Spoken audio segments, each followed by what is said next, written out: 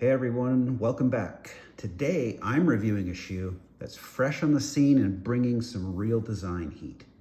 The Mount to Coast T1. This isn't just another daily trainer.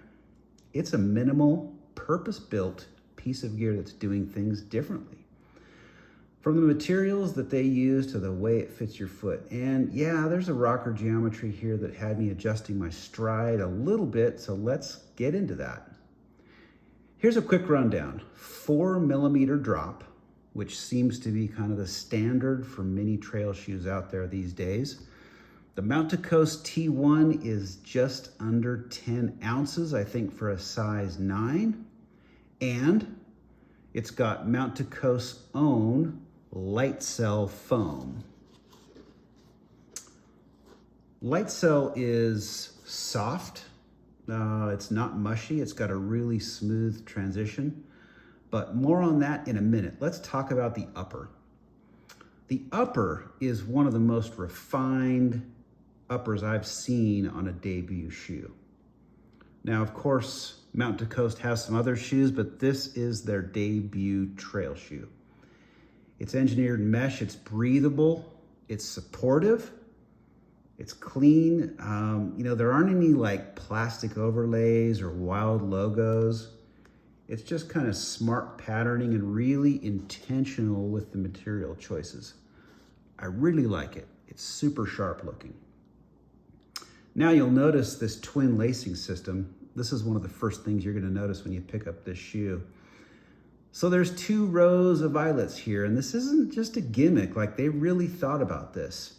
And it actually lets you dial in the fit based on your foot shape or your lockdown preference. So you can see there's lacing at the bottom and lacing at the top. I've seen some reviews where people mention that these loosen up.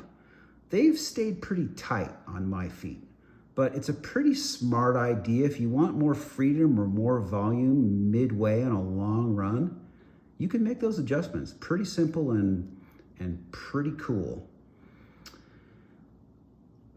So how does it run?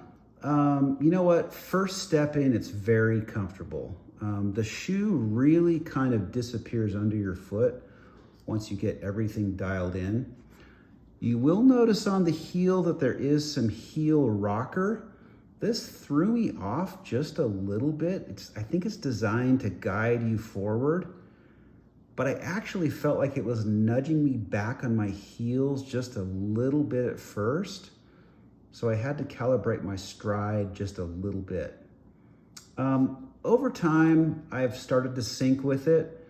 I think if you're a midfoot or forefoot striker, this rocker geometry might feel a little bit exaggerated at first. It's not bad, it's just different. But give it a few runs before you make the judgment. I feel like this shoe really excels on steady aerobic miles. This, what they call LightCell foam, it feels really smooth, really well balanced without being, bouncy. This isn't like a max stack type of shoe for sure. But I think you'll appreciate the comfort underfoot. I think it could be a race day shoe. Of course, it doesn't have a carbon plate. Very few trail shoes on the scene now have a carbon plate, and that's fine.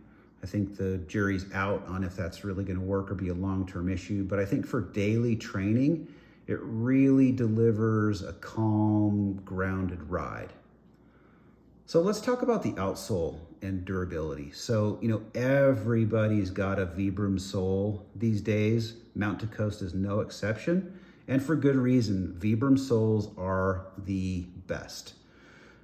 You've really got a durable rubber upper in high wear areas, the heel and the forefront. Some of the exposed foam keeps things nice and light. Its grip has been solid on pavement, light gravel, really no issues.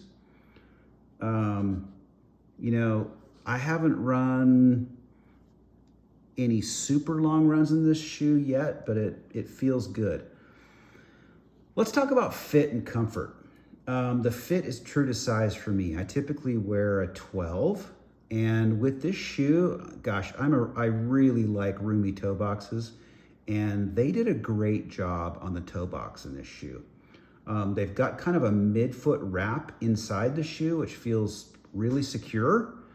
And between that and the lacing system, the shoe stays in place.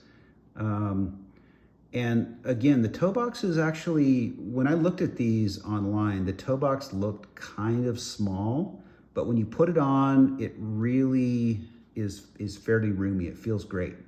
No slipping, it's got great ventilation. The padding is pretty minimal.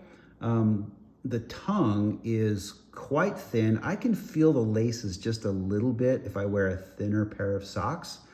So that might be something to look for. The heel lockdown is really solid. Super comfortable materials that they're using. It's minimal, but I think it's, you know, it's really where you want it. You know, not everybody's a fan, but I love the minimal design of these shoes. You know, some people might think it's a little basic looking, but I think that they were really deliberate in what they brought to the platform here. I think it looks great. You know, if you go to their website, they do a great job of marketing these shoes. I bought this on an ad that I saw on Instagram, and you know, it was really effective. It's good.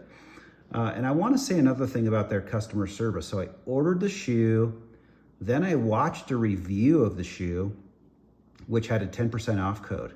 I had already ordered the shoe, and I reached out to these guys and told them that I had a discount code. They applied the code after I had purchased the shoe and gave me a little refund. So that was really pretty cool. So, final thoughts, would I recommend it? Yeah, I recommend it. If you appreciate clean design, minimalist function, you don't mind a little adjustment period with that, you know, that little bit of heel rocker, the Mount to Coast T1 is absolutely worth a try. It's not trying to be like a Max Cush monster or a racing shoe. It's kind of carving out its own lane. And for a debut, I think it's a seriously impressive one. Let me know if you've tried it or if you have questions. Drop a comment. Thanks for hanging out here for a little bit, and see you on the next one.